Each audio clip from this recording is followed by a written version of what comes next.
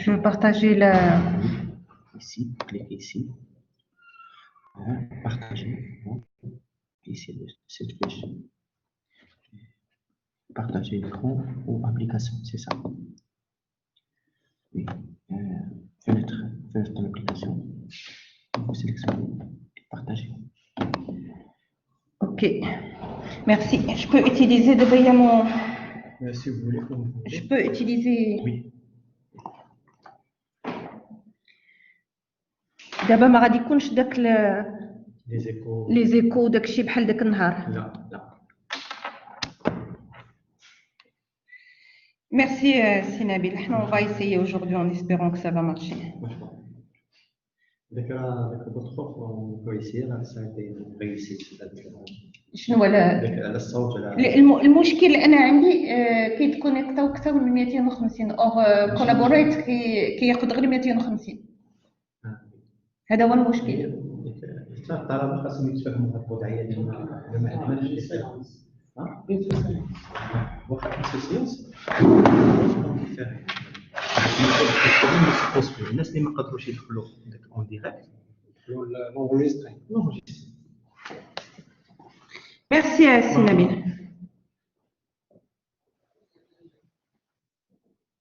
Je sais pas si m'entend. Bonjour. Bonjour. Bonjour madame. Vous m'entendez bien? Très bien. Sûr. Très bien. Parfait. Alors maintenant, si vous voulez, vous allez désactiver votre micro. Vous activez tous. Vous désactivez vos micros comme ça. Vous pouvez bien entendre. Ok? D'accord. Donc, vous désactivez votre micro et une fois que ça sera fait, je vais démarrer le cours. Donc, je démarre le cours dans 2 minutes. C'est bon? Merci.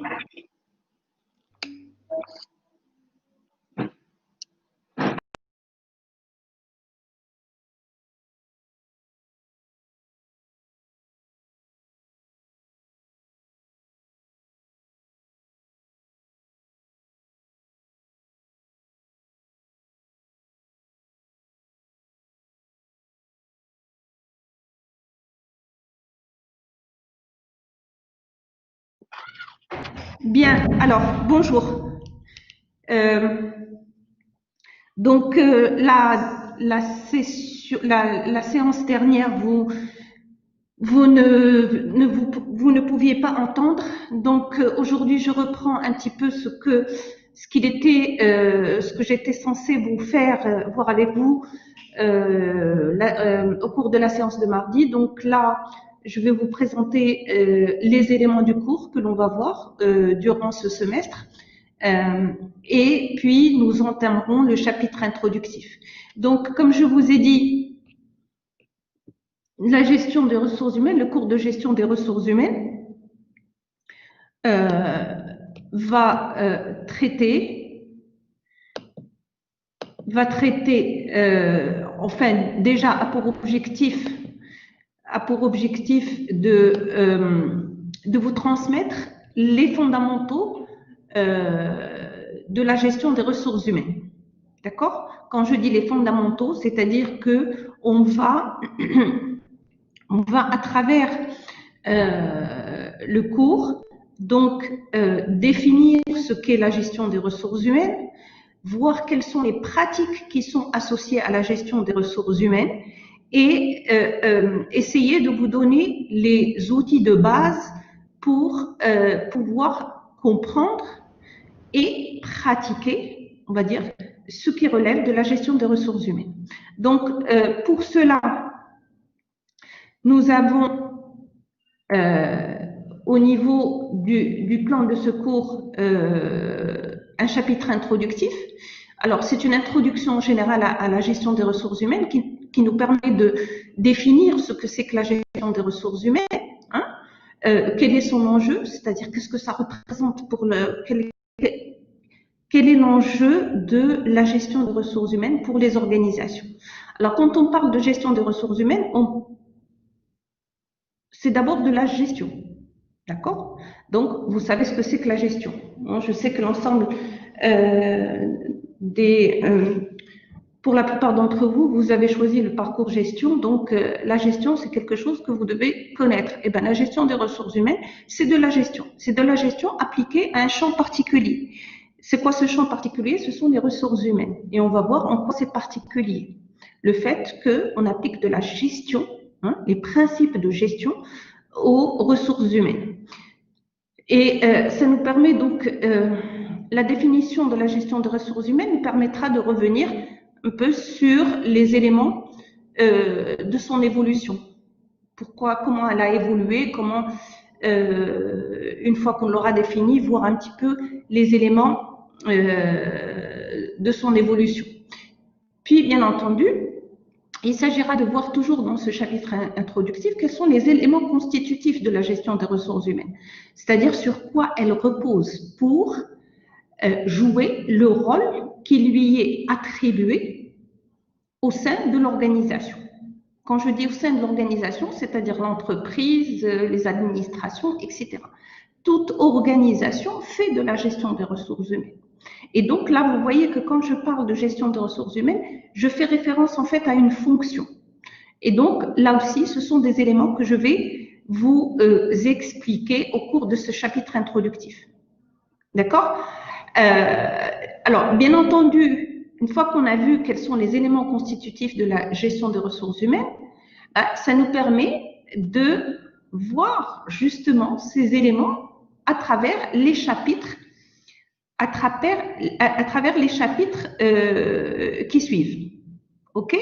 Donc, la gestion des ressources humaines, elle a pour objectif, on va dire de manière globale, elle a pour objectif de permettre à une organisation de disposer des effectifs suffisants en quantité, en qualité, pour pouvoir réaliser ses objectifs. Ça, si on part de quelque chose de très simple. Donc, la première préoccupation de la gestion des ressources humaines, la première préoccupation, c'est la gestion de l'emploi. Alors, la gestion de l'emploi et des compétences. Donc, ce chapitre va traiter de la gestion de l'emploi et des compétences. Pourquoi emploi et compétences? Parce que tout simplement, quand on dit la gestion de l'emploi, ça a trait aux aspects quantitatifs. Et quand on parle des compétences, ça a trait aux aspects qualitatifs. Alors, je m'explique.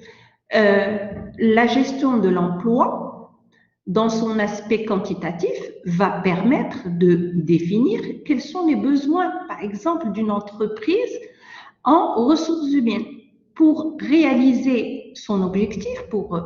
Un exemple très simple, si une entreprise veut réaliser une production donnée, de combien d'effectifs elle a besoin? Ça, c'est l'aspect quantitatif. Ces effectifs-là, il y en a qui sont liés à l'entreprise par différents types de contrats CDD, CDI. Il y en a qui vont démissionner, d'autres qui vont être recrutés, etc. Donc, la gestion de l'emploi va s'intéresser à ces éléments-là. Mais il ne suffit pas de dire de combien vais-je avoir besoin, combien de personnes il me faut pour réaliser mes objectifs. Mais ces personnes-là qui sont amenées à travailler, quelles compétences elles doivent avoir? C'est l'aspect qualitatif. D'accord? Donc, une entreprise a besoin, dans la gestion de son emploi, de savoir quels sont ses besoins, aussi bien en quantité qu'en qualité. D'accord? Alors, non seulement elle a besoin de savoir quelles sont ses ressources en termes de quantité et de qualité, mais aussi elle doit donc pouvoir toujours ajuster ses ressources par rapport à ses besoins. Une organisation, quelle qu'elle soit, est et plus précisément une entreprise, ben, elle va connaître elle connaît quotidiennement, on va dire, des changements, des adaptations, etc. Elle est soumise à son environnement qui la pousse à devoir s'adapter par rapport à cet environnement-là. Et donc, elle doit faire une gestion au quotidien, en fait, de ses ressources humaines. Elle doit faire une gestion quotidienne de ses ressources humaines, d'autant plus que ces ressources humaines, comme je vous l'ai dit, elles sont appelées à quitter parfois l'entreprise, il faut peut-être les remplacer, etc. C'est ce qu'on appelle de la gestion de court terme. D'accord? La gestion de court terme qui est nécessaire pour l'adéquation permanente des ressources humaines aux besoins de l'entreprise ou de l'organisation de manière globale. D'accord? Mais l'entreprise ne peut pas se contenter uniquement d'une gestion au jour le jour. Elle doit aussi anticiper ses besoins. D'accord? Elle doit anticiper ses besoins en fonction de sa stratégie, en fonction des changements de l'environnement auxquels elle doit devoir s'adapter. D'ailleurs, quand on parle de stratégie de l'entreprise, de quoi il s'agit? La stratégie, c'est la réponse qu'apporte l'entreprise au changement de l'environnement pour, s'il y a des menaces, qu'elle les transforme en opportunités, ou si cet environnement présente des opportunités, comment elle peut saisir ces opportunités. Donc, elle doit faire de la prévision. Comment on fait de la gestion prévisionnelle sur un plan financier? On va faire une gestion prévisionnelle au niveau des ressources humaines. Et donc elle doit planifier à moyen et à long terme en fonction de ses évolutions ou en fonction de sa stratégie. Pour faire ça, elle doit planifier quels vont être ses besoins en ressources humaines, et là encore, dans leur aspect quantitatif et dans leur aspect qualitatif. Et en fait, c'est répondre à la question de combien vais-je avoir besoin demain et de quelles compétences. Donc, c'est la gestion prévisionnelle des emplois et de compétences que l'on verra dans ce deuxième chapitre. Alors, tout naturellement, une fois que l'entreprise a défini ses besoins, de combien de personnes vais-je avoir besoin, ces personnes, quel profil elles doivent avoir, etc. Alors, là, bien entendu, il faut qu'elle définisse comment elle va recruter les personnes dont elle va avoir besoin. Et donc, ça nous amène au recrutement, d'accord? Au processus, si vous voulez, de recrutement. Comment l'entreprise va faire, si on veut dire, pour recruter, quel est le processus qu'elle va adopter pour recruter les personnes dont elle a besoin et s'assurer que ces personnes répondent véritablement aux besoins en termes de compétences nécessaires par rapport au poste, par rapport aux emplois qu'elle a. D'accord? Donc, c'est ce qu'on verra au niveau de ce point relatif au recrutement et l'intégration. Alors, pourquoi l'intégration? J'ajoute au recrutement l'intégration parce que tout simplement, le recrutement, c'est un processus. C'est un processus, ça veut dire, qu'est-ce que ça veut dire? Ça veut dire que c'est une démarche qui est faite de plusieurs étapes, d'accord? Qui va de la définition du besoin, l'entreprise, une fois qu'elle a défini ce besoin, et si elle fait une gestion prévisionnelle, en principe, ça lui permet effectivement de définir ses besoins. Elle sait quels sont les profils qu'elle n'a pas et qu'elle va devoir recruter, d'accord, entre autres, bien entendu, et comment elle va chercher ces profils sur le marché du travail, quelle démarche elle va adopter pour chercher ces profils, comment elle va sélectionner ces profils pour s'assurer qu'ils répondent véritablement aux besoins de l'entreprise avant de concrétiser ce recrutement par ce que l'on appelle l'embauche. L'embauche, c'est on va dire la partie administrative. C'est, pour faire simple, quand le candidat ou la candidate au recrutement est validé, c'est de pouvoir c'est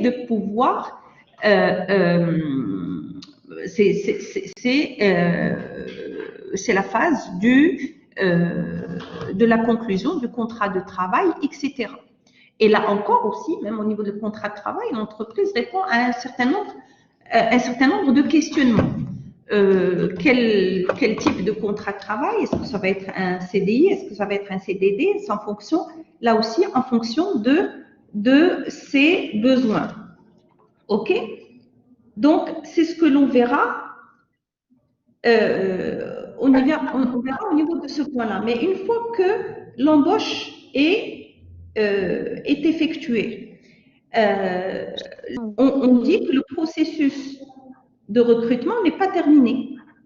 Il y a la phase d'intégration. La phase d'intégration, c'est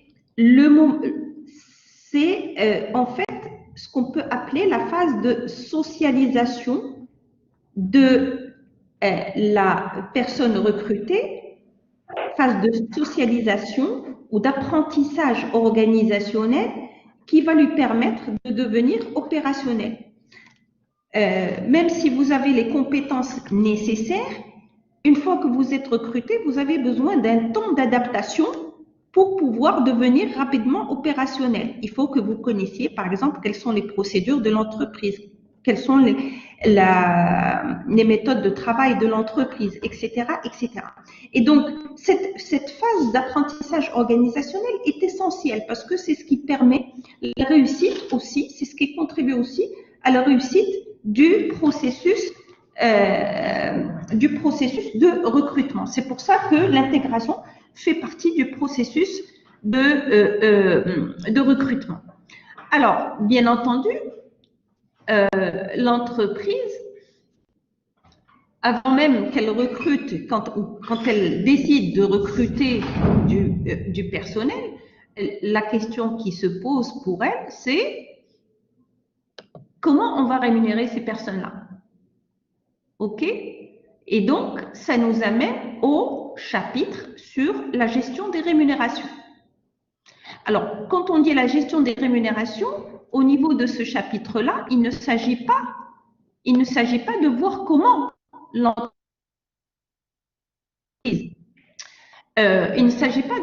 l'entreprise, établit un bulletin de paye.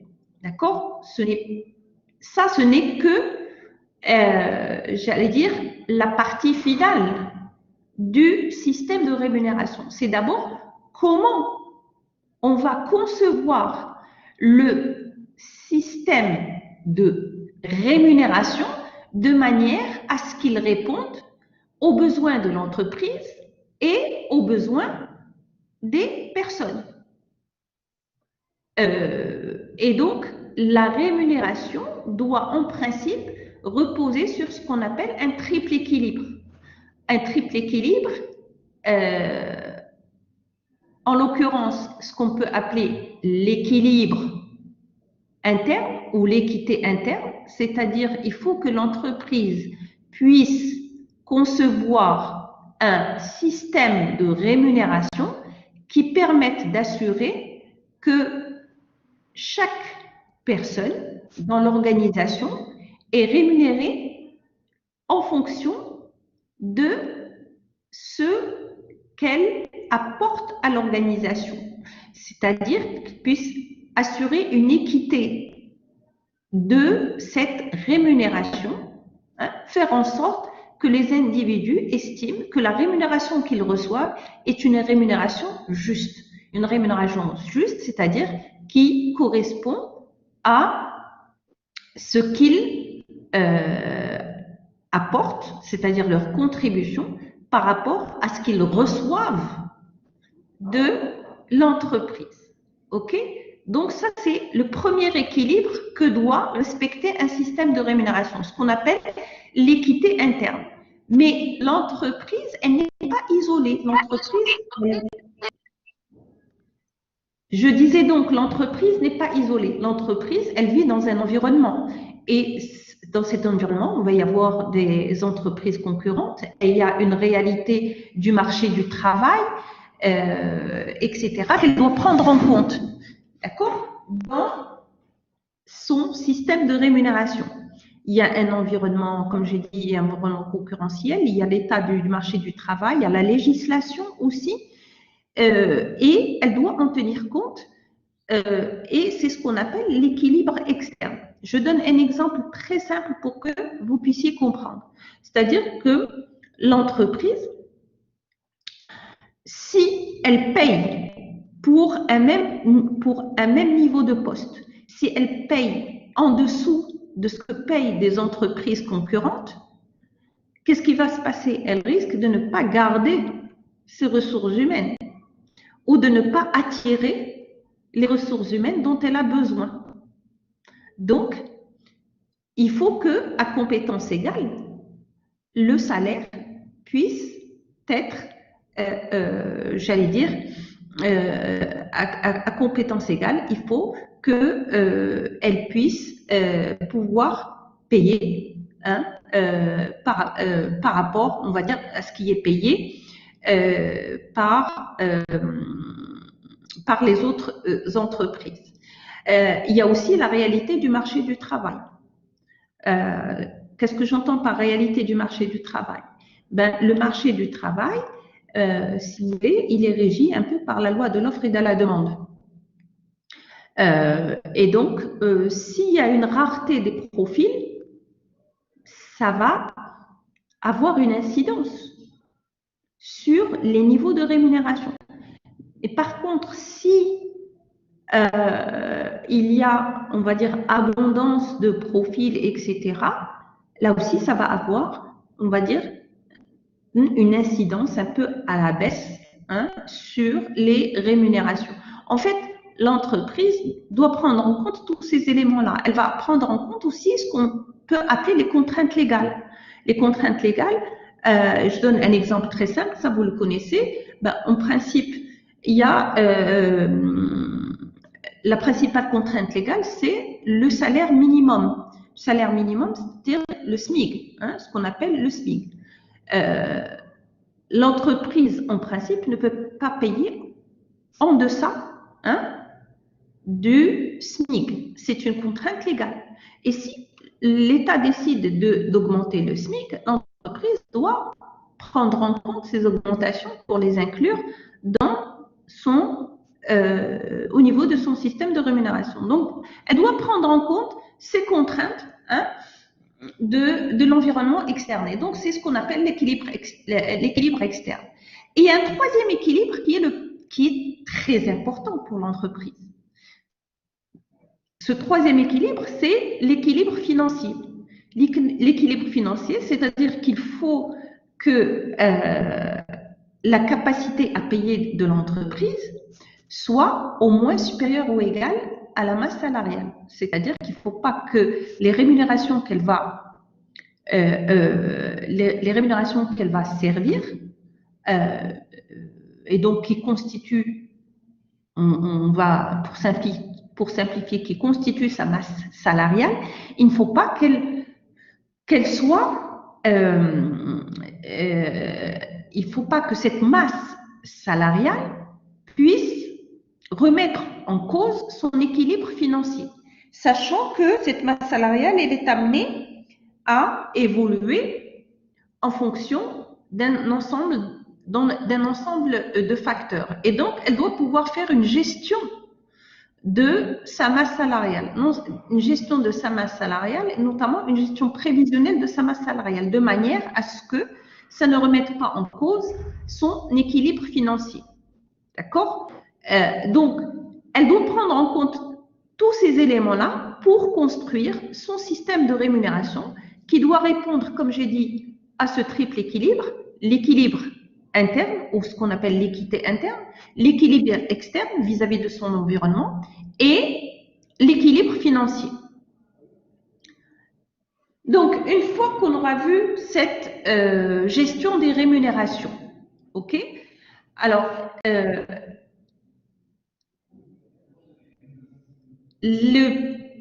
une fois qu'on a vu cette rémunération, on a recruté des personnes, on a défini les méthodes selon lesquelles on va les rémunérer. Les ressources humaines étant un actif assez particulier, il faut penser à valoriser ces ressources humaines.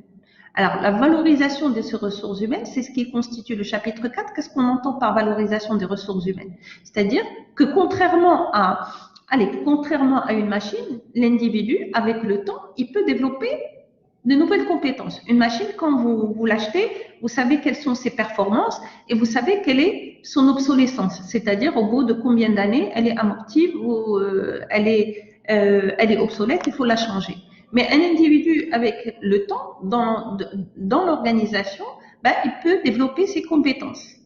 Il faut aussi développer les compétences de ces individus pour qu'ils s'adaptent aux changements que va connaître l'organisation. Comment l'entreprise va le faire? Elle va le faire via la formation, d'accord?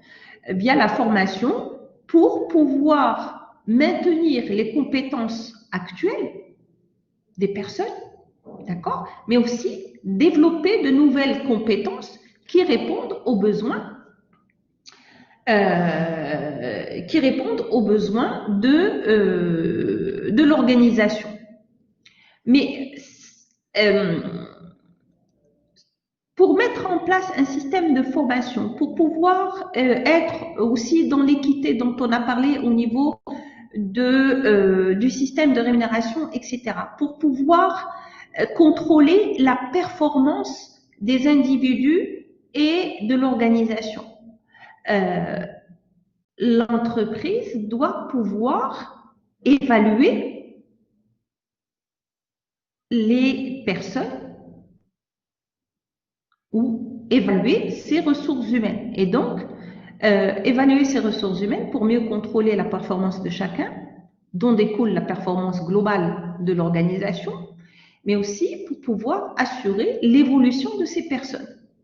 Hein? Si vous formez quelqu'un et qu'il développe de nouvelles compétences, il est normal que cette personne veuille évoluer, etc. Est-ce que l'entreprise a déterminé quelles sont les possibilités d'évolution qu'elle peut offrir à ces individus? Donc ça, c'est ce que l'on va voir au niveau de ce point relatif à l'appréciation des personnes et la gestion des carrières. Et enfin, un élément aussi qui est très important dans la valorisation des ressources humaines, c'est les conditions de vie au travail. Les conditions de vie au travail, c'est-à-dire quelles sont les conditions, dans quelles conditions ou quelles conditions il va falloir mettre en place pour, si vous voulez, que le travail des personnes puisse être transformé en performance, pour que les personnes aient l'envie de travailler, sont motivées et puissent être performants. Alors, quand je parle de conditions de vie au travail, ça englobe beaucoup de choses. Hein? Ça englobe les conditions matérielles de travail. Alors, si on est dans des conditions où les règles de santé, de sécurité, etc., existent, ça fait partie des conditions matérielles. Il y a d'ailleurs des obligations qui sont imposées à l'entreprise pour assurer la santé et la sécurité des individus au travail. Hein? Alors, et je pense que la période que l'on vit actuellement montre combien il est très important d'assurer la santé et la sécurité des individus au travail. Comment les entreprises peuvent continuer à travailler dans ce contexte de pandémie? Eh bien, elles vont essayer, elles sont obligées de mettre en place un ensemble de conditions de travail qui permettent de garantir la sécurité, la santé, la sécurité des individus au travail. C'est ce qui a poussé d'ailleurs certaines entreprises qui n'avaient pas trop le choix de basculer en télétravail. C'était pour assurer justement cette santé et sécurité. Mais c'est aussi assurer les conditions physiques pour que pour limiter la propagation de l'épidémie parmi les salariés quand ces salariés sont obligés de travailler sur site. Ça fait partie des conditions matérielles. Mais dans les conditions de vie au travail, il n'y a pas que les conditions matérielles, il y a aussi, on va dire, on peut dire des conditions psychologiques. Hein? Conditions psychologiques, c'est-à-dire est-ce qu'on est dans un environnement où il y a beaucoup de pression? Est-ce qu'elle est, j'allais dire, tout ce qui relève, on va dire, des conditions psychologiques dans lesquelles se déroule le travail. Quel est le rythme de travail aussi qui va avoir une incidence sur l'individu? Est-ce que il est soumis à un stress très important, etc., etc. Ce sont les éléments qui doivent être pris en compte, mais aussi dans les conditions de vie au travail, on va dire, par exemple, c'est les relations, le climat social qui existe dans l'organisation. S'il y a un bon climat social, ça va avoir un impact sur la performance. Mais s'il y a un mauvais climat social, c'est-à-dire il y a des conflits avec la hiérarchie, ou il y a des conflits entre les salariés, etc. Ces conflits peuvent se traduire par de l'absentéisme, peuvent se traduire par des mouvements de grève, etc., etc., et vont impacter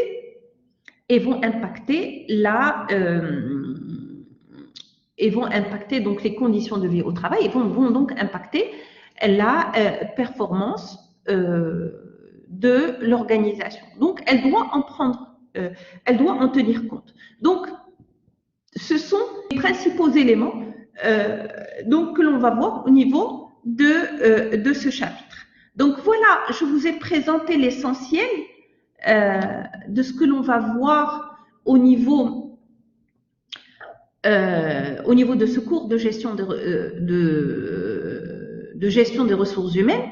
Et là, on peut donc passer au chapitre introductif. Chapitre introductif où je vous ai dit, on va voir on va définir un peu ce qu'on entend par gestion des ressources humaines, voir qu'est-ce que ça, quand on parle de gestion des ressources humaines, qu'est-ce que ça regroupe, à quoi on fait référence, etc., etc.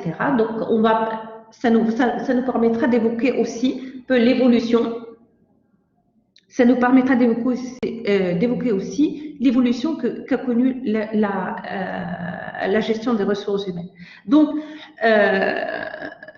la gestion des ressources humaines, qu'est-ce que c'est? Alors, la gestion des ressources humaines, on va dire, c'est d'abord, c'est en même temps une pratique, si vous voulez, une fonction de l'entreprise.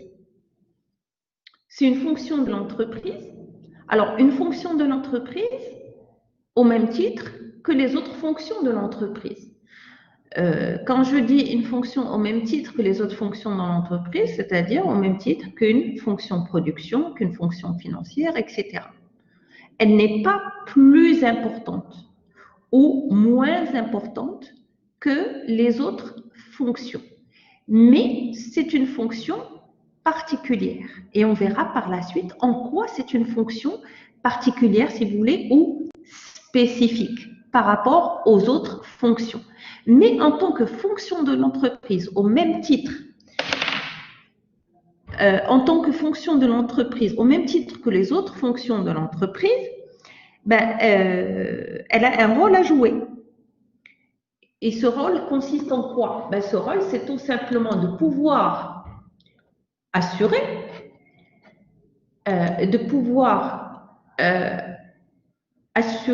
je veux dire, son rôle, pouvoir assurer ses missions, la mission qui lui est dévolue, pour permettre à l'entreprise de réaliser ses objectifs. Pour la fonction financière, c'est de s'assurer qu'il y a les ressources financières suffisantes pour que l'entreprise puisse, par exemple, investir, etc., puisse maintenir son activité. Pour une fonction ressources humaines, c'est de pouvoir permettre à l'entreprise de disposer à temps des personnes en quantité suffisante et qui ont les compétences nécessaires et qui sont suffisamment motivées pour pouvoir répondre aux objectifs de l'organisation. Donc, c'est une fonction de l'entreprise, mais c'est aussi une discipline. Et je vais dire, c'est à ce titre-là qu'elle vous est enseignée aussi au niveau de l'université. Donc, c'est une discipline. C'est une discipline et c'est une discipline relativement récente. D'accord? C'est une discipline qui a, on va dire, qui a vu le jour et qui a évolué en fonction des conceptions ou en fonction de l'évolution des conceptions en matière de management. Vous avez suivi, vous avez eu dans les semestres précédents un cours de management. Vous avez vu l'évolution des différents courants de pensée. D'accord? Eh bien, en fait, la gestion des ressources humaines en tant que discipline, eh bien, elle a évolué en fonction de l'évolution de la conception que l'on se faisait de l'homme au travail.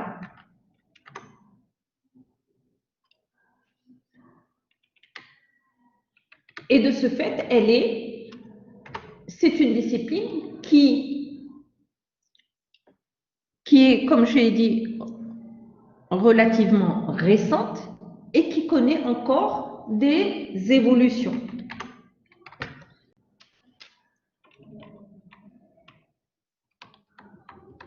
Quand on parle de gestion des ressources humaines, c'est aussi, comme j'ai dit, un ensemble de pratiques. Un ensemble de pratiques, c'est pour ça que je vous ai parlé, par exemple, de la gestion de l'emploi, les pratiques de rémunération, etc. C'est un ensemble de pratiques qui forment les éléments constitutifs, si vous voulez, de la gestion des ressources humaines.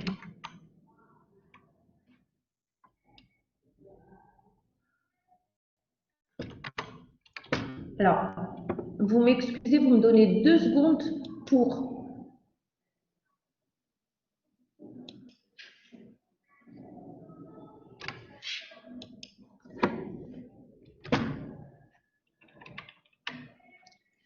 Bien, je voulais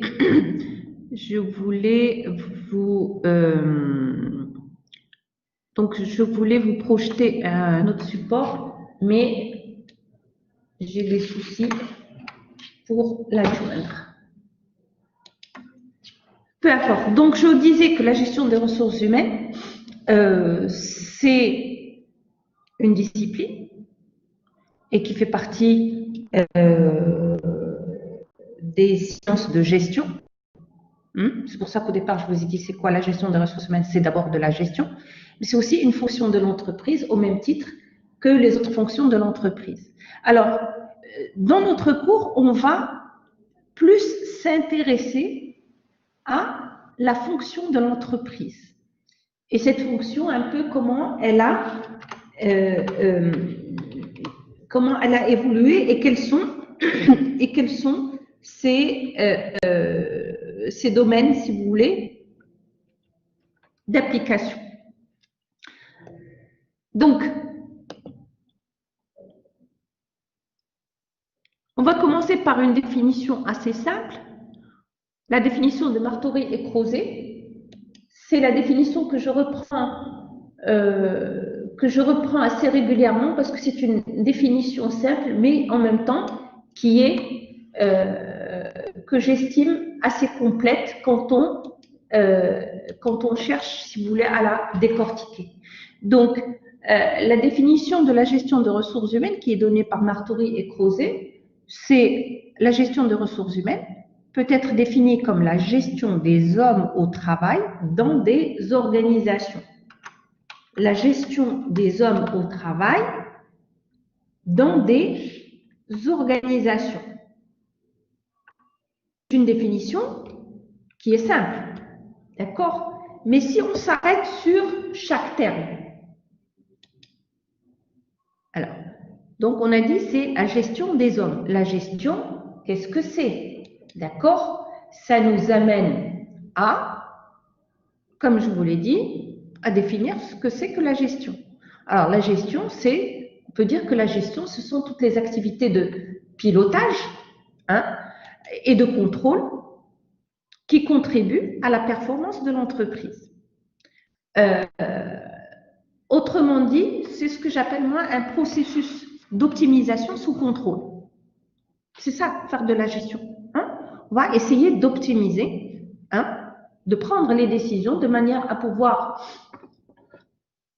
optimiser et en mettant des points de contrôle.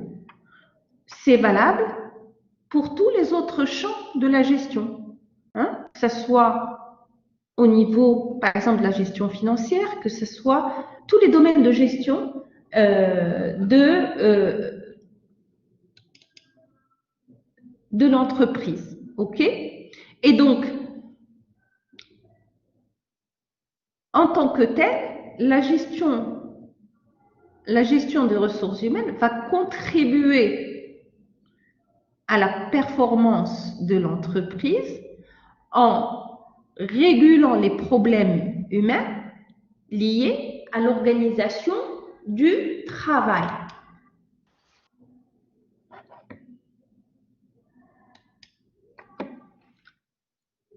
Est-ce que vous me suivez jusque-là? Oui, madame. Bien, vous comprenez? Quand vous ne comprenez pas, vous pouvez me dire de reprendre. Oui, madame. On comprend très bien, merci. Parfait, très bien. Madame, Alors, s'il vous plaît, j'ai une question. Oui. Oui. S'il vous plaît, qu'est-ce qu'on entend par humain difficile? L'humain difficile. Je vais y arriver à l'humain difficile. J'ai pas voulu, parce que en expliquant la définition, je vais revenir sur cette notion d'humain difficile. Merci, madame. D'accord? Mais j'apprécie votre question. Donc, on dit gérer, c'est prendre des décisions sous contrainte. Et là, il s'agit de gérer de l'humain. L'humain, c'est un actif spécifique. C'est un actif, c'est-à-dire une ressource pour l'entreprise, mais une ressource spécifique. De manière à pouvoir, en tenant compte, j'allais dire, des contraintes, de manière à pouvoir assurer la performance de l'organisation. Parce que, on va dire, la finalité de la gestion des ressources humaines, en dernier ressort, c'est quoi? La finalité de la gestion des ressources humaines pour une entreprise, pour une organisation, c'est la performance de cette entreprise. Et donc, pour atteindre cette performance de l'entreprise, quels sont tous les problèmes humains qui vont se poser du fait de l'emploi de ces individus qu'il va falloir régler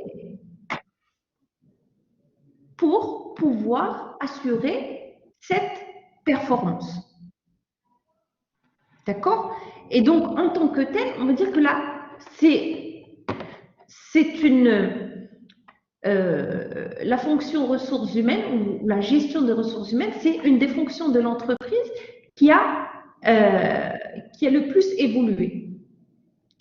Et cette évolution, elle s'explique par le fait que le facteur humain est de plus en plus considéré comme ce qu'on appelle un actif stratégique.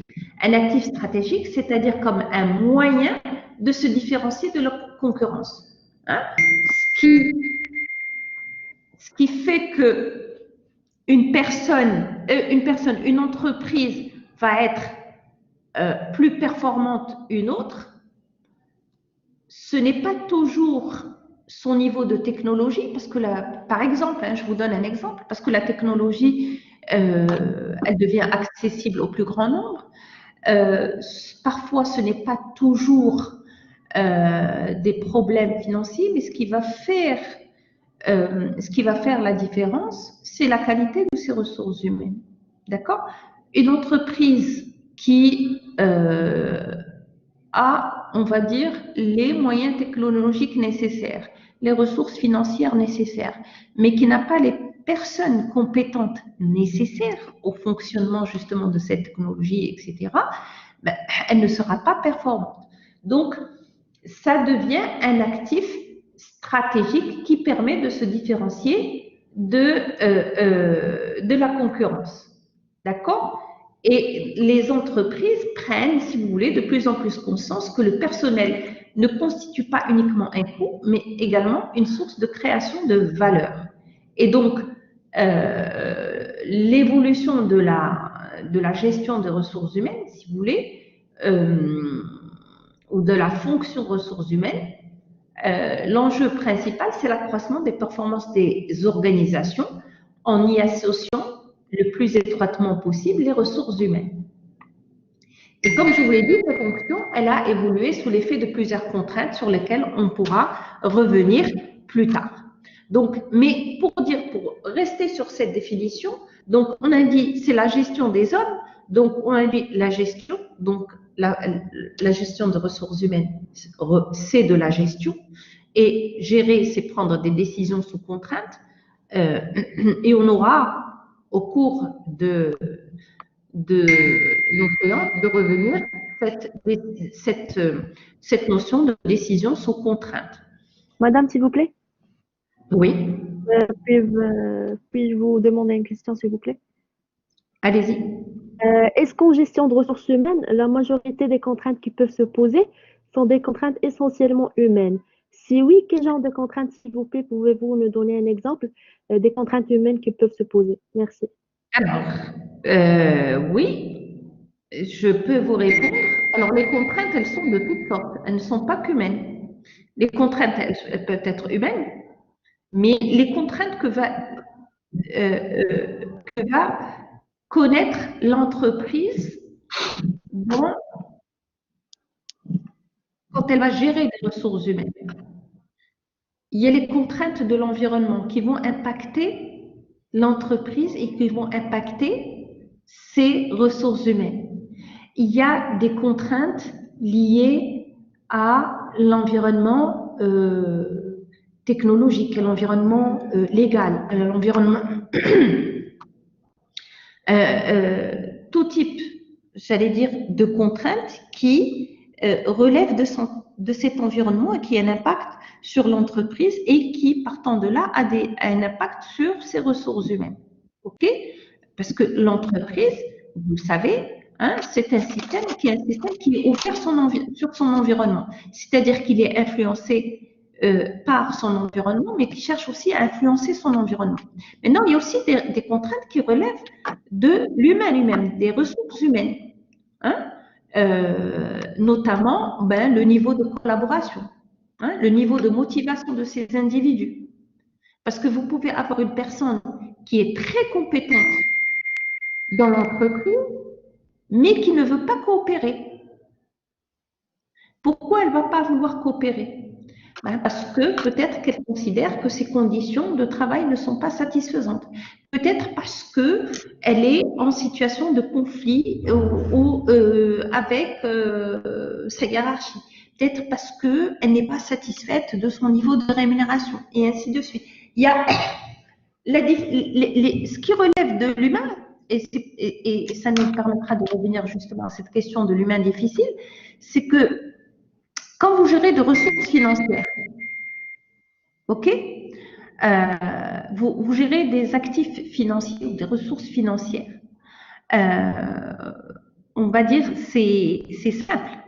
Quand vous devez gérer des machines pour la production, vous savez que selon les spécifications de la machine, selon la programmation de cette machine, vous savez combien elle va vous produire, par exemple.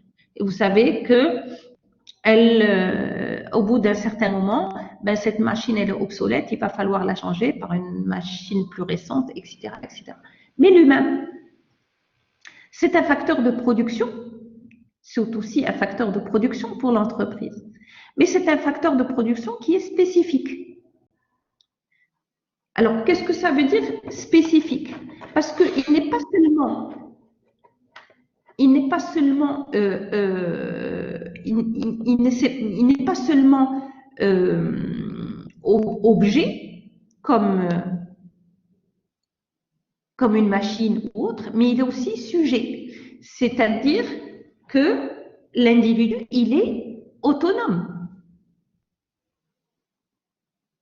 Je reprends mon exemple de la machine. La machine, vous la programmez, vous savez ce qu'elle va vous donner. Mais si vous donnez un ordre à un individu, vous ne savez pas comment cet ordre va être exécuté. Pourquoi? Parce que ça dépend de ses attentes, ça dépend de ses interactions avec les autres. Vous comprenez? Oui, madame. Madame. Oui, madame. Oui. Un individu qui n'est pas satisfait, quand vous n'êtes pas satisfait d'un cours, qu'est-ce que vous faites? Vous pouvez développer différentes stratégies. Vous allez me dire, bon, hiérarchiquement, on va prendre l'exemple d'un professeur avec ses étudiants. OK? Alors, hiérarchiquement, moi, en tant que professeur, j'ai une autorité sur vous.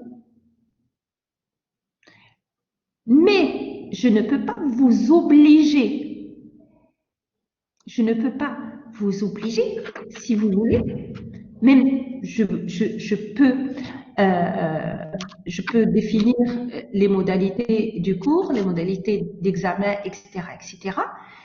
Mais si vous n'êtes pas satisfait de comment je donne mon cours, si vous n'êtes pas satisfait de l'interaction que vous avez avec moi ou de l'interaction que vous avez avec les autres membres de votre ensemble, qu'est-ce que vous faites?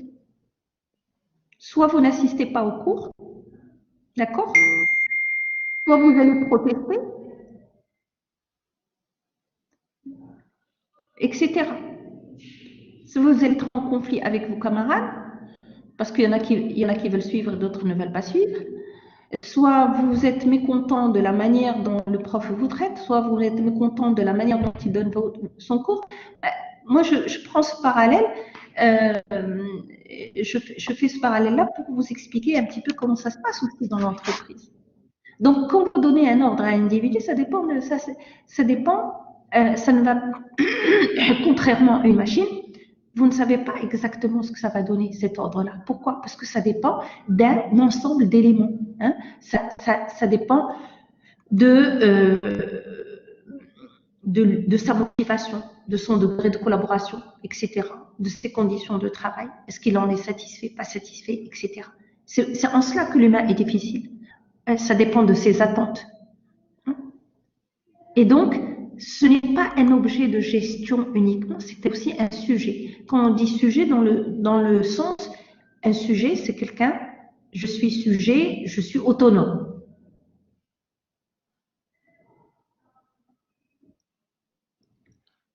Et je peux avoir des attentes qui peuvent être différentes des attentes de l'organisation.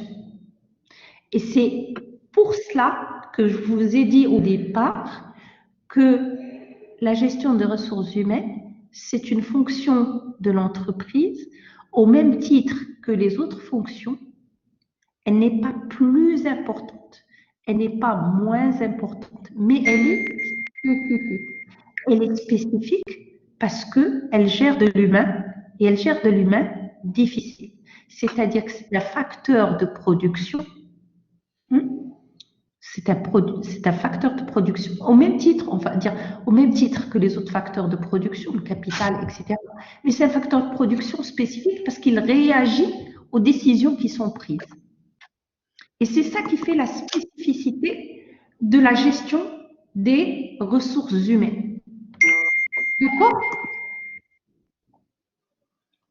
On poursuit l'explication de notre définition. Donc, je dis, l'homme est objet de gestion, mais il est aussi sujet. Autre élément, on a dit, c'est la gestion des hommes au travail. Alors, la gestion des hommes au travail et la spécificité vient justement de ceci, les hommes au travail. Et ça nous amène à expliquer ce qu'est le travail et ce qu'il représente pour l'individu. Et qui va expliquer les comportements de l'individu au travail. D'accord? Le travail, on va dire que c'est une activité sociale qui a des dimensions contradictoires. Alors, le travail pour un individu, c'est en même temps une activité contraignante. Activité contraignante, c'est-à-dire qu'il est obligé de travailler parce que c'est le travail qui est source de revenus, mais en même temps, c'est par le travail qu'on obtient un statut social ou qu'on aspire à travers le travail à un statut social. Par exemple, quand vous dites « je veux occuper un poste de responsabilité ». Un poste de responsabilité dans une entreprise parce que ça renvoie à un niveau de statut social, on va dire de réussite, etc. Et le travail peut être aussi, pour l'individu, une source d'épanouissement. D'accord? Je me réalise à travers le travail quand j'aime ce que je fais. Donc, vous voyez, il y a plusieurs dimensions au travail qui font que les attentes des individus dans l'entreprise, les attentes des individus vont être différentes. Parce que chaque individu dans une organisation, dans une entreprise, est spécifique, c'est-à-dire a des attentes particulières. Mais il y a aussi ce qui relève du groupe, c'est-à-dire que l'entreprise, elle gère des individus, chacun avec ses attentes particulières, mais elle gère aussi des groupes d'individus parce que ces individus travaillent ensemble, interagissent ensemble et peuvent développer aussi des attentes communes. Si, en tant qu'individu, je vais avoir des attentes en termes de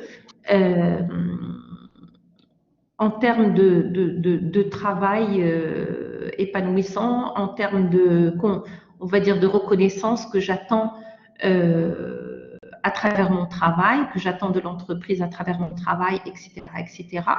Mais je peux aussi, comme je fais partie d'un groupe social, hein, dans l'entreprise, je suis en interaction avec les autres, je peux,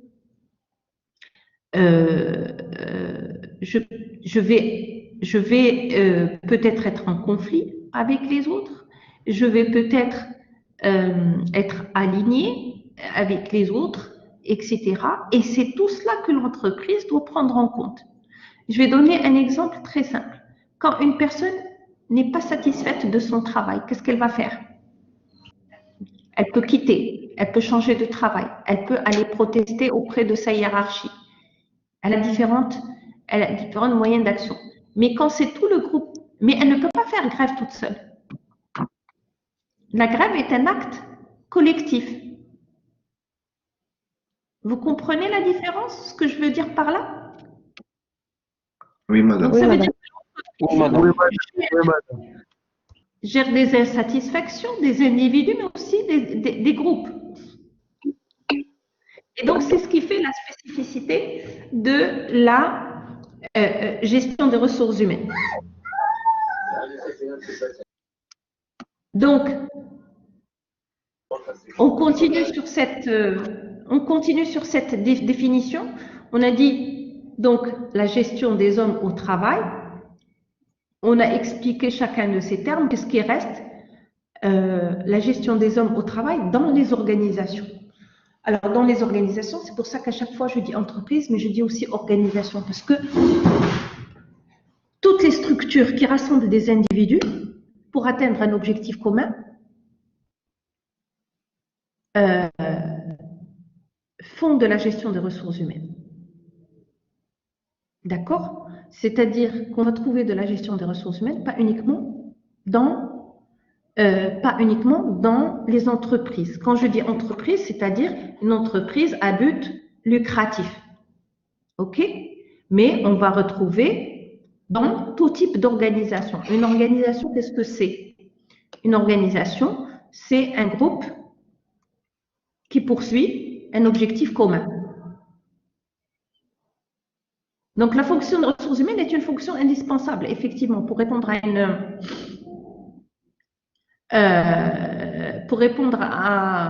une question de votre camarade. Est-ce que la fonction ressources humaines est une fonction indispensable? Oui. Et je vais expliquer. Je vais expliquer un peu plus cette notion de fonction, mais oui, pour répondre de manière simple à votre question, c'est une fonction indispensable.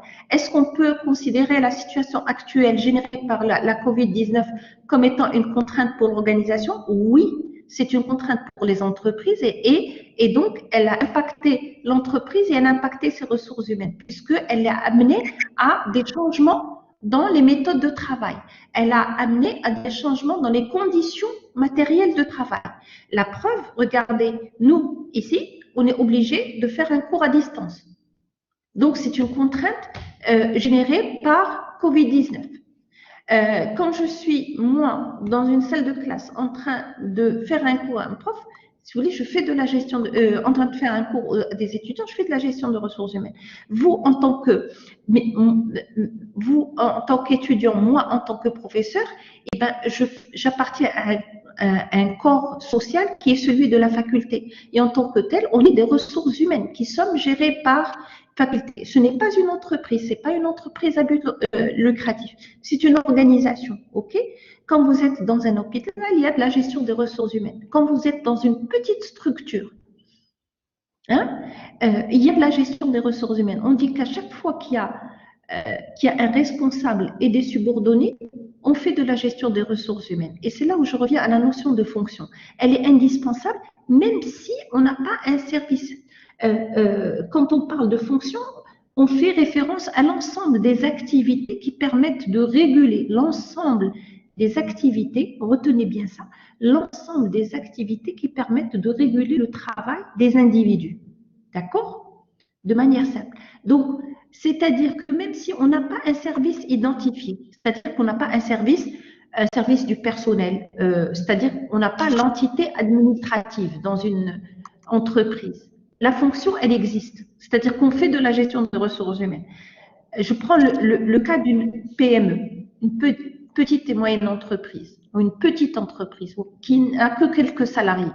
Elle n'a pas besoin d'un service administratif dédié à la gestion de ses ressources humaines. Mais ça ne veut pas dire qu'elle ne fait pas de la gestion des ressources humaines. Vous comprenez? Oui, madame. Parfait. Donc, quand on dit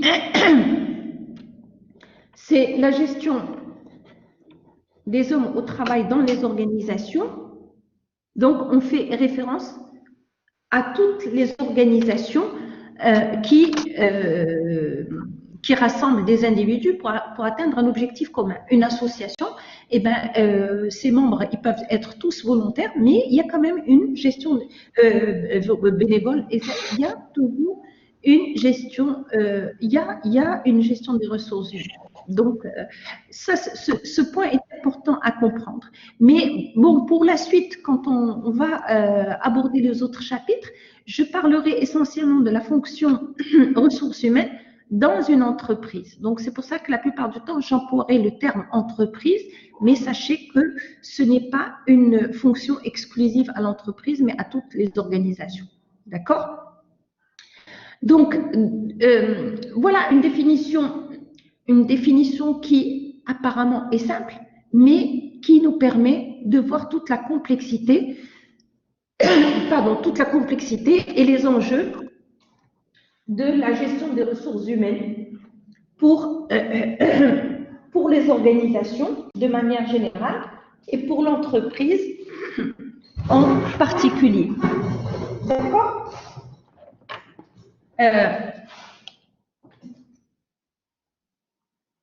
Bien.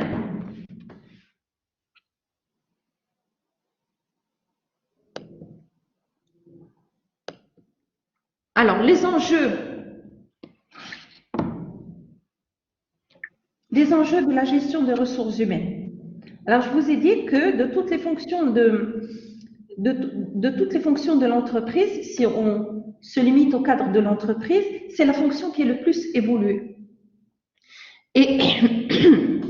Et cette évolution, elle a évolué, et cette évolution s'est faite sous l'effet de plusieurs contraintes qui ont amené, notamment au niveau des entreprises, de passer de l'administration du personnel à l'optimisation d'une ressource. Passer d'une simple administration du personnel à l'optimisation d'une ressource. Excusez-moi. Donc, il faut que je m'arrête sur ce point-là. Qu'est-ce qui a fait évoluer la fonction ressources humaines et pourquoi on dit passer de l'administration du personnel à l'optimisation d'une ressource? Comme je vous l'ai dit, la fonction ressources humaines, la gestion des ressources humaines, elle est relativement récente. Hein? Elle a évolué en fonction de l'évolution de l'environnement et en fonction des conceptions que l'on se faisait de l'homme au travail. Et donc, on peut dater le début de son apparition, de son évolution, avec le début du capitalisme. Hein? Le début du XXe siècle. Début du XXe siècle, qu'est-ce qu'il y avait au début du XXe siècle? Début du capitalisme. Par quoi ça se caractérise? Vous l'avez fait au niveau, vous avez certainement fait ça au niveau d'un cours de management.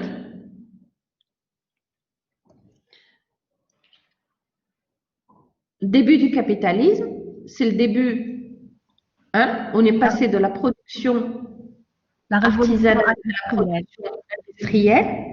D'accord? C'est-à-dire qu'on a commencé à produire en grande quantité, de manière standardisée. Il fallait employer beaucoup de main-d'œuvre et il fallait organiser le travail de cette main-d'œuvre-là. Hein? Une main-d'œuvre qui, à ce moment-là, n'était pas suffisamment formée au début du XXe siècle. C'est une main-d'œuvre qui venait essentiellement de la campagne, qui n'était pas formée, etc., etc. Et le début du XXe siècle, quelle a été la conception du management qu'il y avait à ce moment-là, justement, avec le développement du capitalisme? Et quelle conception on avait de l'homme au travail et qu'est-ce que à quoi ça a abouti en matière d'organisation du travail? Madame, Oui. ils ont remplacé l'homme par les machines. Oui, non, mais avant de remplacer l'homme par la machine, qu'est-ce qu'il y a eu? Si je vous dis on avait l'organisation sociale du travail par Tyler. scientifique, organisation scientifique, de travail. organisation scientifique du travail. Oui. L'OST. OST. Ok. Alors, l'OST, parce qu'il reposait sur une conception, hein, qu'il fallait, qu'on pouvait organiser le travail de manière à le simplifier pour que l'individu puisse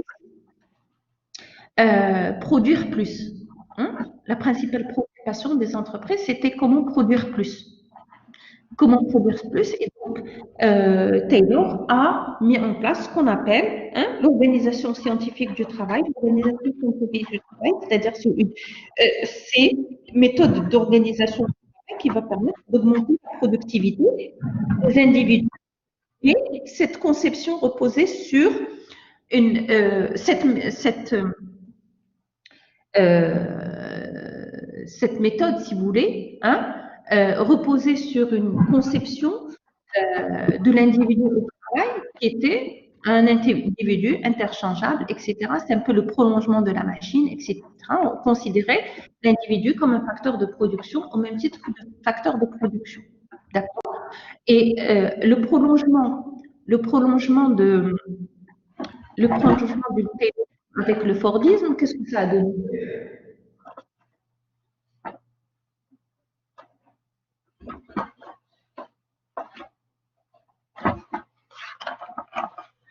Oui, Lily, Madame, vous savez ce que c'est que au lieu de penser à comment produire plus, ils ont commencé à penser comment produire mieux pour que le fonctionnaire soit genre bien dans son travail. Exact. Alors, comment produire mieux?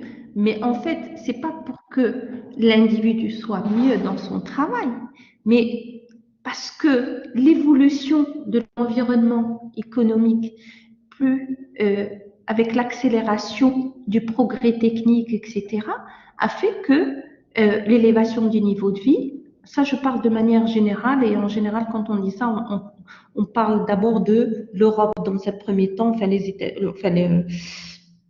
les Amériques et les États-Unis et l'Europe qui ont été les premiers à connaître ces évolutions.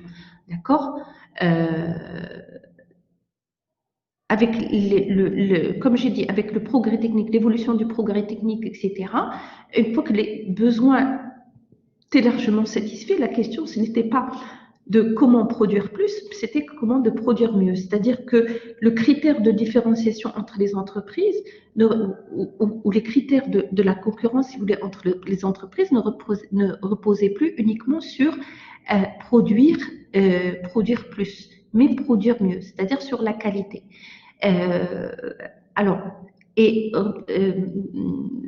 critères de qualité, ça veut dire qu'on doit associer de manière plus étroite l'individu.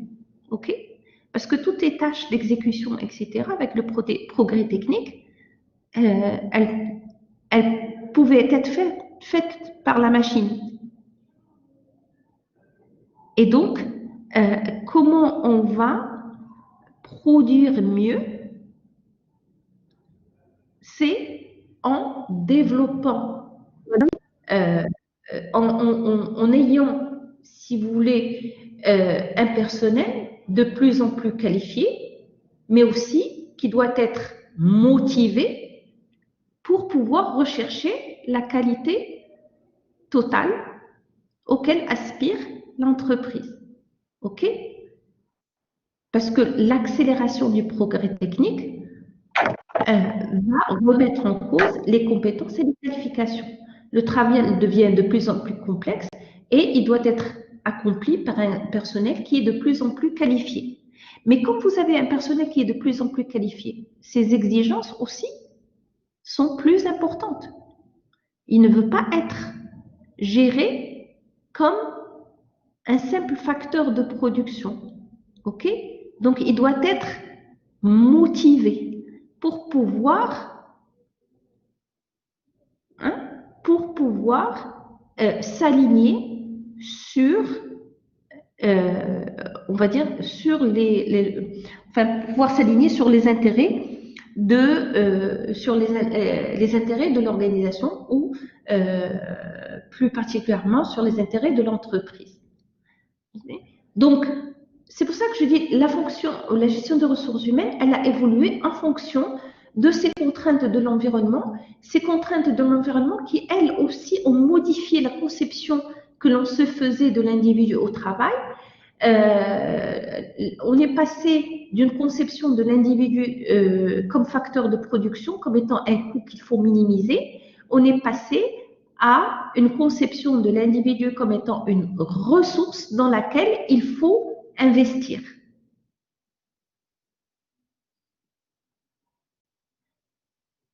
Parmi les autres contraintes qui ont fait évoluer la gestion des ressources humaines, c'est l'évolution aussi du cadre législatif et réglementaire.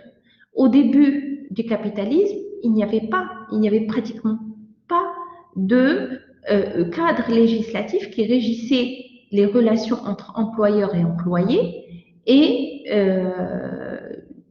si vous voulez, les intérêts des salariés n'étaient pas suffisamment protégés. Et puis, avec le développement, il y a eu, avec le développement, tous les développements qu'a connu cette période, il y a eu l'évolution du cadre législatif et ce cadre législatif et réglementaire devient de toute façon de plus en plus complexe et nécessite sa prise en compte par l'entreprise. Donc, ce sont tous ces éléments qui ont conduit à l'évolution de la fonction et qui font qu'on est passé de cet enjeu d'une simple administration du personnel à l'optimisation d'une ressource. Quand on dit administration du personnel, qu'est-ce que ça signifie? C'est-à-dire que ce sont toutes tout ce qui relève de la simple application du cadre législatif et réglementaire relatif à l'emploi des personnes dans l'entreprise. Je reviendrai sur ce point. Ce point est très important, il est nécessaire, mais il n'est pas suffisant. C'est-à-dire qu'une entreprise maintenant, si elle veut être concurrentielle, si elle se contente d'une simple administration du personnel, ce ne sera pas suffisant pour elle si elle n'investit pas dans ses ressources humaines pour pouvoir avoir un avantage compétitif par rapport aux autres entreprises. Je prends un exemple très simple. Ce qui relève de l'administration du personnel, c'est déclarer quand vous établissez des contrats de travail avec les salariés que vous embauchez, hein, vous établissez ces contrats de travail, vous les déclarez à la CNSS, ça fait partie des tâches administratives du personnel. D'accord? Quand vous établissez les bulletins de paie, ça fait partie de l'administration du personnel. Ça, c'est le cadre légal. Il est nécessaire, mais il n'est pas suffisant. Il n'est pas suffisant. Pourquoi? Parce qu'il faut qu'on puisse associer l'individu, hein, considérer que les hommes sont des ressources, et dans lesquelles ils sont des ressources, mais aussi ont des ressources dans lesquelles il faut investir pour pouvoir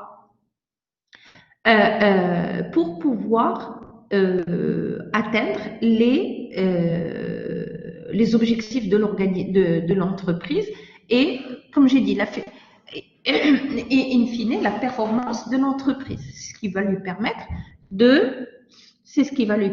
de continuer, c'est ce qui va lui permettre d'assurer sa pérennité, hein, sa survie, sa pérennité. D'accord? Donc, l'enjeu pour la gestion des ressources humaines, et surtout dans notre contexte à nous, je parle du contexte de l'environnement des entreprises ici au Maroc. L'enjeu, c'est de pouvoir passer de l'administration du personnel à l'optimisation d'une ressource. Or, par exemple, si on prend ici, dans le cas du Maroc, on a un tissu économique, ça aussi vous le savez, il est composé essentiellement de quoi?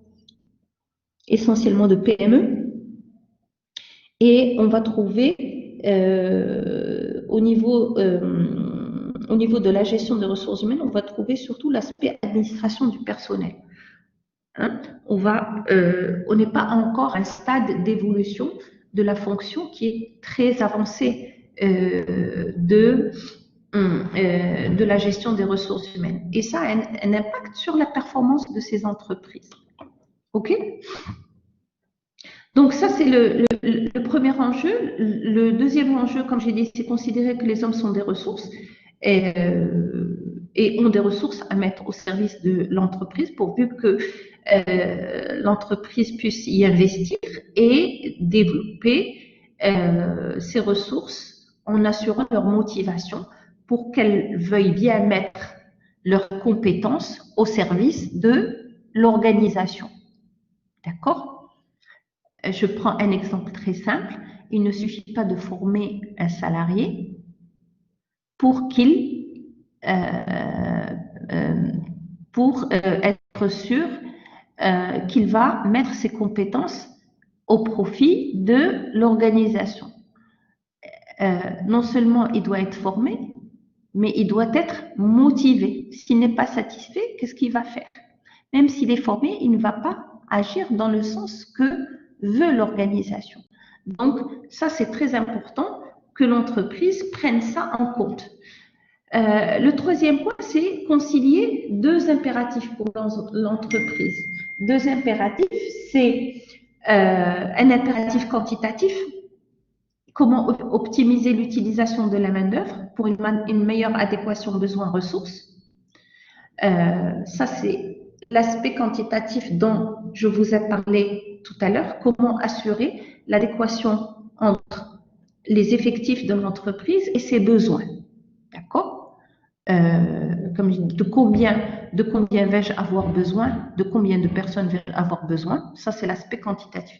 De combien vais-je avoir besoin en fonction de mes projets, de ma stratégie, etc. Et l'impératif qualitatif, comment quelle qualification, quelles compétences ces salariés doivent avoir, tenant compte de l'évolution des métiers, tenant compte des besoins de l'organisation et tout en assurant l'intégration et la motivation de ces individus. Comme je vous l'ai dit, il ne suffit pas d'être qualifié pour vouloir mettre ses compétences au service de l'organisation. Il faut aussi être motivé. Donc, le rôle de la gestion des ressources humaines, c'est de permettre à l'entreprise de disposer à temps des effectifs en quantité suffisante, ayant les compétences nécessaires ou ayant les compétences suffisantes et avec la motivation nécessaire pour réaliser les objectifs de l'organisation. Donc, et c'est ce qu'elle va faire à travers ces différentes pratiques. La manière dont elle va gérer l'emploi, la manière dont elle va gérer les rémunérations, la manière dont elle va valoriser les ressources humaines, doivent en principe répondre à cet impératif de permettre à l'entreprise de disposer à temps, c'est-à-dire au moment où l'entreprise en a besoin, de l'effectif suffisant en quantité, mais aussi avec les compétences suffisantes et avec la motivation nécessaire pour atteindre les objectifs de l'organisation. C'est clair?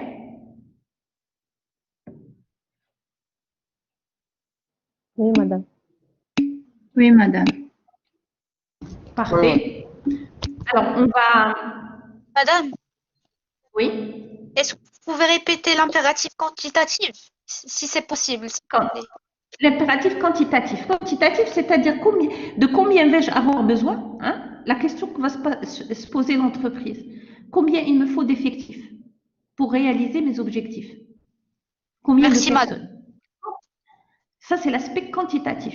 Mais ces personnes, quelles qualifications elles doivent avoir ou quelles compétences elles doivent avoir? Ça, c'est l'aspect qualitatif. Merci. Parfait, madame.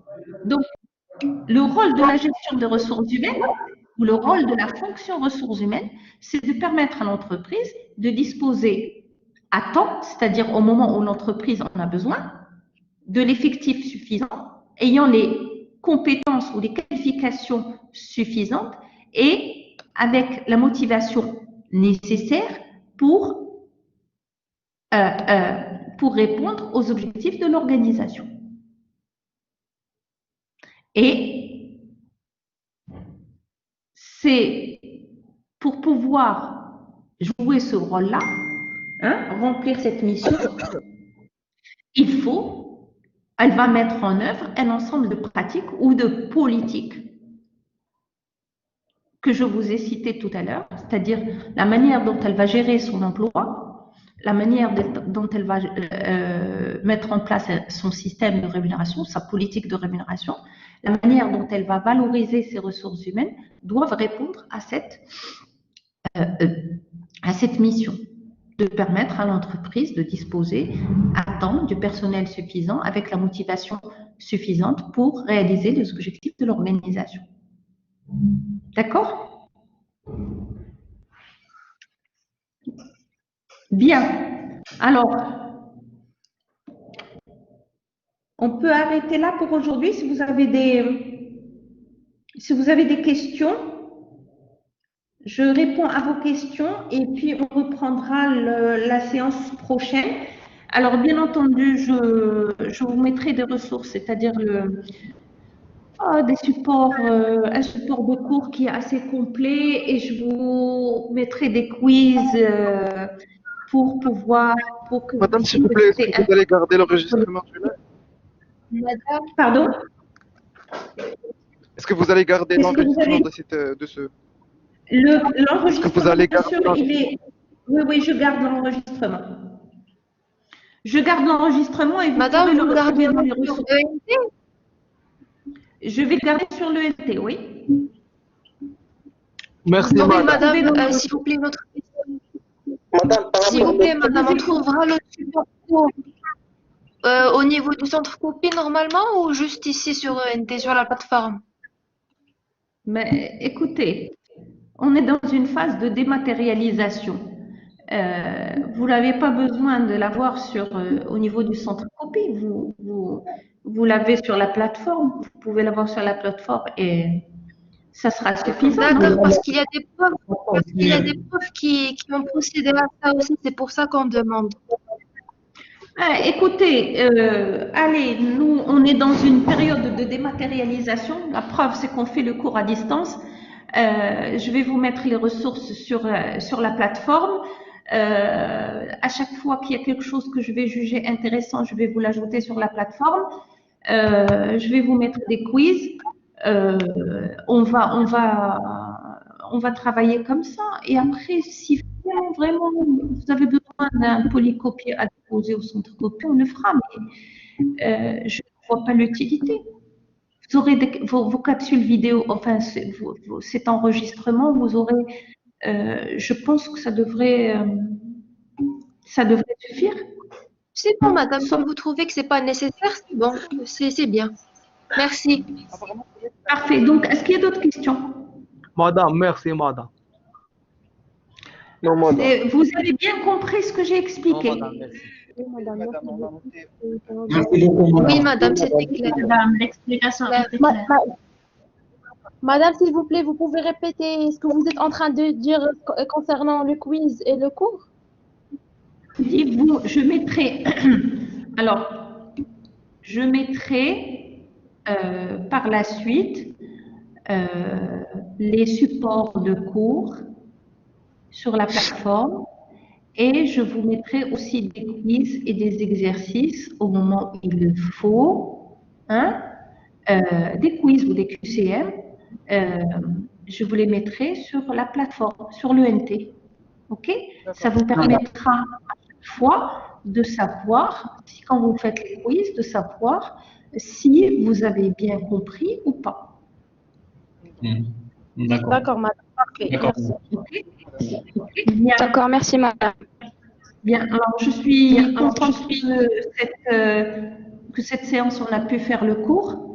Donc, je vous dis à la semaine prochaine. Merci, madame. Merci. Et d'ici là, D'accord, madame, Inch'Allah. Et Madame, est-ce qu'on va trouver la vidéo enregistrée sur la chaîne YouTube de l'ENT? elle va être sur alors, d'abord, puisqu'elle est enregistrée au niveau de Collaborate de l'ENT, alors vous allez la retrouver sur l'ENT. D'accord.